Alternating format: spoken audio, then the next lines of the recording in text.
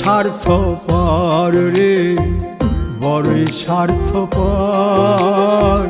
বুকের মাঝে জায়গা দিলে যতন কইরা ভাঙ্গে রে অন্তর। অচেনা এক জংলা পাখি যতন কইরা বুকে রাখছি,